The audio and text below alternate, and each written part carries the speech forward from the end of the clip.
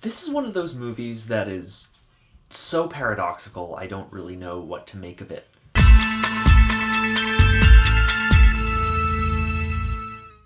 I think that he was working on something before he died. A sonata.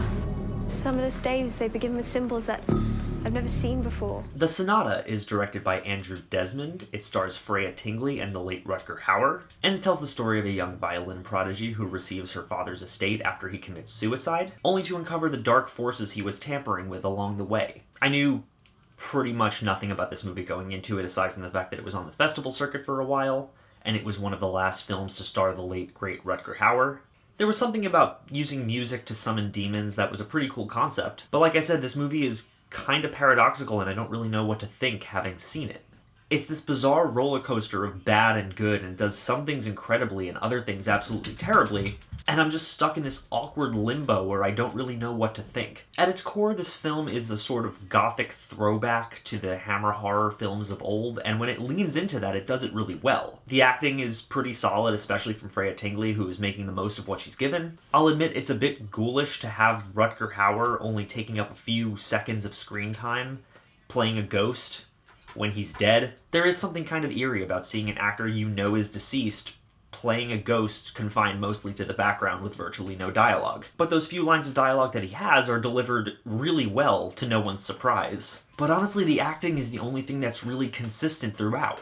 The cinematography starts off incredibly flat and uninteresting. We start off with this weird POV montage of Rutger Hauer's character burning himself alive, which would be fine, except it feels so stiff. There's no fluidity to the movements, and it feels like a video game, like you're watching BioShock. Then it transitions into this awkward Ricky Bates style for the first few scenes, where characters are looking directly down the camera, I guess to try and create a sense of unease, but it doesn't work in the way that Ricky Bates does it because it just feels so amateurish here. The camera work is virtually non-existent, it's just shot, reverse shot for every single conversation and every single scene. And it's not until Rose gets to her father's estate that the cinematography shifts and takes on this really strong gothic feel. And that's where the visuals of the film finally get good, terrible CGI notwithstanding. So yeah, on that note, the effects in this movie are really bad. I can totally forgive that, though. It's an indie film, it's low budget, they probably spent most of their money getting Rutger Hauer in the movie at all. But what I can't forgive is the amount of time spent focusing on those bad effects. There's a demon in this film that is not only poorly designed, but also poorly animated and poorly rendered to the point of looking like an Xbox 360 game. And they focus on it a lot, and all of my ability to take the movie seriously went out the goddamn window. But honestly, all of that would be forgivable if it weren't for the terrible writing in this film. And there's no two ways around it. The writing in this movie is bad.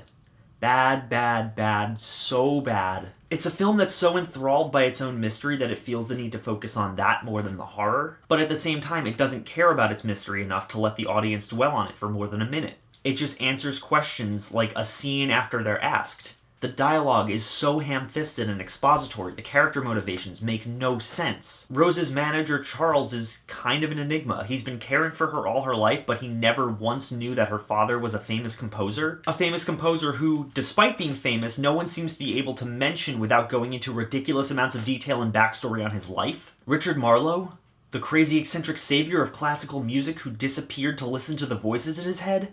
I thought he died. This movie is just all over the place, guys. It clearly wants to be a gothic horror piece, but its efforts are so muddied and confused, and whatever it's trying to say about fate and destiny is lost in a ton of expository dialogue and bad characterization and a ton of conflicting styles to the point where it forgets to be scary. I'm gonna say that the Sonata is meh. It's not the worst thing ever, but I was extremely underwhelmed by it, and I'm really upset considering this is one of Rutger Hauer's last films, and I feel he deserved better. As always, guys, thank you so much for watching. If you like this channel and you want to see more, click down there, like, comment, subscribe, click the bell so you know when I upload. And if you want to become a part of the Horror Pals community, click the Patreon link down in the description. You can be like all these cool people right here and get special access to behind-the-scenes content, some early access to special videos, and even gifts sent right to your door. Even $1 would help. I'd really appreciate it, and I look forward to you becoming a part of the Horror Pals family. Thanks so much for watching again, guys, and I'll see you all very soon. Play it.